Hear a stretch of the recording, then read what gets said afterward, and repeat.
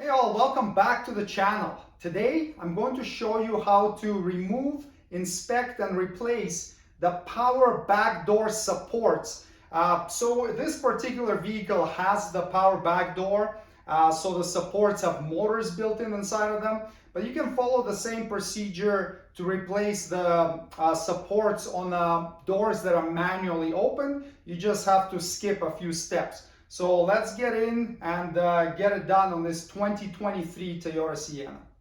There are two different types of Siennas. There are some with a power back door that opens on its own with a push of a button. And then there are other trims with just a manual back door. So the power back door, these supports or struts or whatever you want to call them, they actually have the motors built into them. And you can tell the difference because these ones are really thick and they have a wire coming out of them right here. The manual back door ones, they sort of look like this. So just skinny, regular piston and does not have a wire coming out of it. So I'll show you how to diagnose and replace either kind. Now with a non-power back door, because there's no wire, there's no electrical diagnosis, the symptoms that you may experience is that when you open the hatch or the back door, it doesn't stay open and it just falls back down. So really straightforward, you just replace these things right here. So you can skip ahead, to the replacement part because the replacement will be done the same way. It's just you won't have to remove this wiring. You won't have to take the cover inside of the back door. You won't have to do any electrical diagnosis. If you have one with a power back door, you may have other symptoms. So sometimes the door will be opening and it gets stuck halfway, or it will be closing and it kind of gets jammed. It may be sort of getting tilted a little bit sideways and getting jammed. And you may also have various body fault codes. The fault codes you may get that are pointing at these things being faulty could be a B222049, and that may apply to either the left or the right side motor, or you may have B222631, and that's for the left one, or B222731, and that points to the right one. So let's take a look at how we would do basic diagnosis on them. And to do that, we have to first take the hatch interior trim cover off. We will start by removing these two access covers right here. Use a plastic trim tool to disengage it, and I'll put the links in the video description for the tools that you may find useful in performing this job. So we have a little notch right there that we can get the trim tool into, and then just work your way around. This cover is just held by a number of these clips, and then there are two claws at the end. So don't try to pull it from this side. Disengage it from here and then pull it out like this. And then do the same on the other side of the hatch. And now you have a 10 millimeter head bolt right here to remove. And the same on the other side of the hatch. And now this panel is held on by a bunch of clips.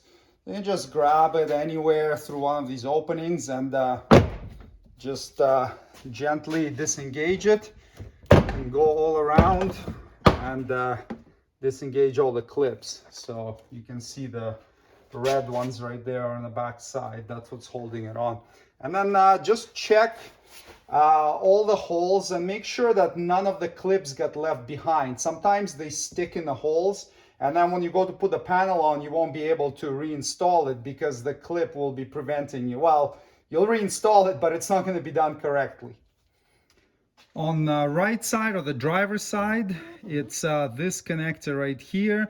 You can see it's got 6 wires coming out of it. And on the passenger side, it's this connector right here. Also has 6 wires coming out of it. To disconnect it, squeeze this tab right here and then pull. It's kind of hard to just grab the connector itself. You almost don't have a choice but to pull by the wiring harness. Just make sure you're not yanking on it too hard and just sort of wiggle it gently out of there, because if this connector, if you don't fully depress it, you can be pulling really hard on the wire and damage it. So make sure you do it carefully. Okay, now that this is disconnected, we can do a little bit of testing. So the first test we'll do is we'll check the resistance between these two pins right here. So pin 1 and 2. Note that they're on the side of where the little tab is that we disconnected. So the spec is below 1 mega ohm. So I have this thing set on 2 mega ohm setting. I'm not sure why the spec is so, high, and but whatever, it is what it is. That's what they give you. So below 1 mega ohm, let's see what we get here. So we essentially get 0, so much less than 1 mega ohm. So that test passes. And then the next test is to check for a short to ground between this pin to ground and this pin to ground. Should be above 10 kilo ohm, but in essence it should be open circuit when we measure it. So let's run a wire from the battery negative terminal to nearby here, and then we can check for short to ground between either of these pins. Let's open battery access cover, and then I'm just using some retractable test leads right here. I can put a link to those in the video description. And we'll take one of our test leads and connect it to the negative terminal cable right there. That's guaranteed to be a good ground. Now we'll connect the other end of that lead to the ohm meter. So that's going to be grounded. And we're going to check between these pins and ground. So we should have an open circuit, because if we don't, that means one of these wires is shorted to ground. So as you can see, even on a 2 mega ohm setting, we have an open circuit, but the spec is above 10 kilo ohms. So we have significantly above 10 kilo ohms. So this check passes. Now, if any of these failed, that means you have to replace the drive unit. And even if they passed, there may still be a mechanical problem with it. So if it's grinding or getting jammed up, it still needs to be replaced. So I'll show you how to do that now. Let's get the wiring grommet out. You can stick your hand behind it there and kind of help it so that you don't rip it. Just push on it with your finger to help it pop out.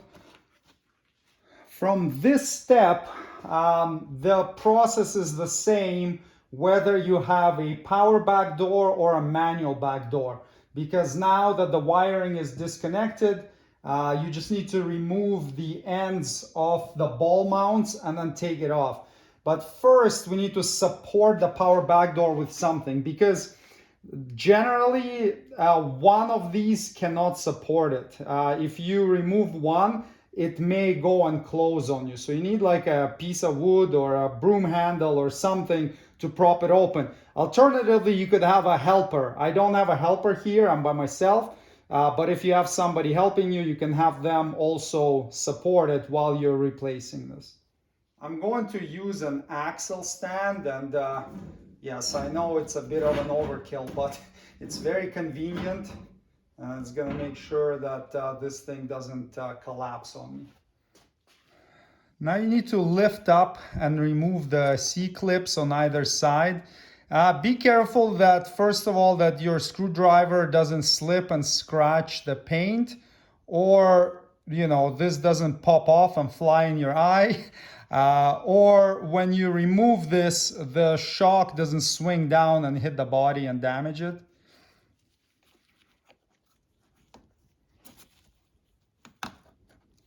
Okay, so we got this disengaged now.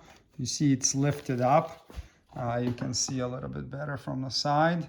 And now you'll be able to remove this ball socket joint off. So just pull on it, and there we go. So it's disengaged. I'm gonna put a rag here so it doesn't damage the vehicle. Actually, you know what? It's trying to swing down, which is fine. We'll just let it hang.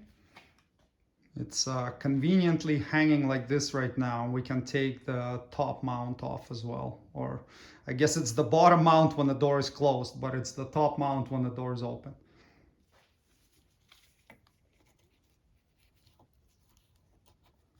So pry this up partially, don't have to do it all the way.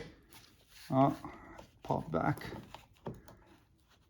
And then you can just work it off like this, and then get the wire and harness weaseled out of here, if you have a power one. Now we can wipe the dirt and grime off of these little ball mounts, both of them. And then depending on where you get the new shock from, it may come pre-lubricated or it may not. If it comes pre-lubricated, you're good, you can just install it. If it's not, you can put a little bit of like white lithium grease or maybe silicone-based thick grease on there as well. That will be fine.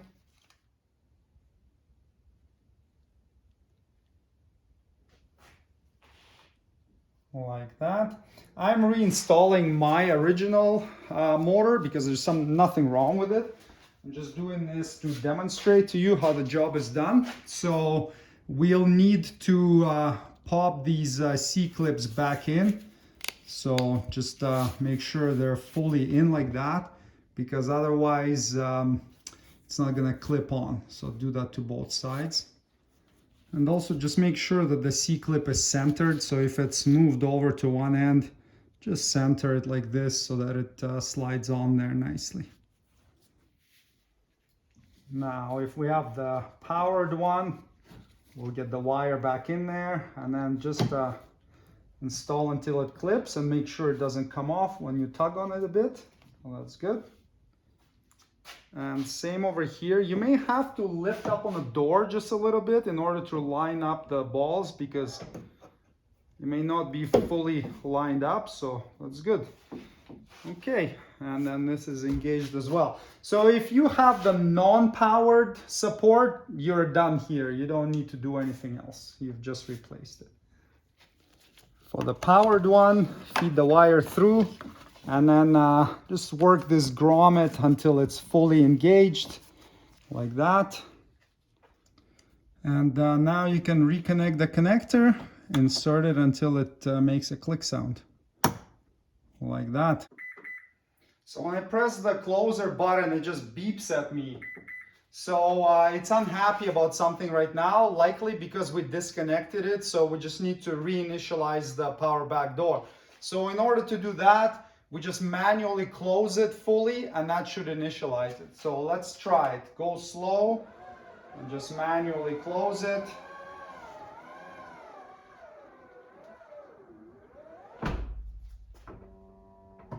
Okay, you can hear the motor latch. So now it opens, and it should also close. Okay, there we go. So yeah, just needed to be initialized.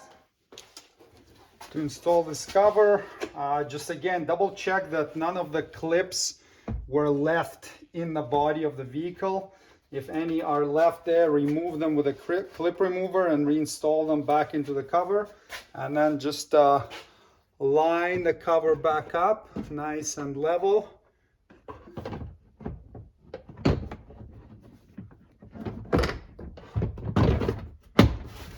And then go around and engage all the clips. Make sure they all clip in by going around and just pressing in all the areas with your hand, otherwise you can have rattles and whatnot. And then once you're satisfied, we can reinstall the bolt.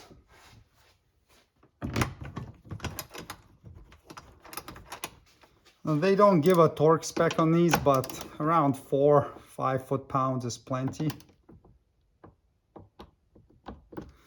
It's good. Reinstall the cover. You've got the 2 hooks and then 4 clips. And then do the same on the other side, the bolt and the cover.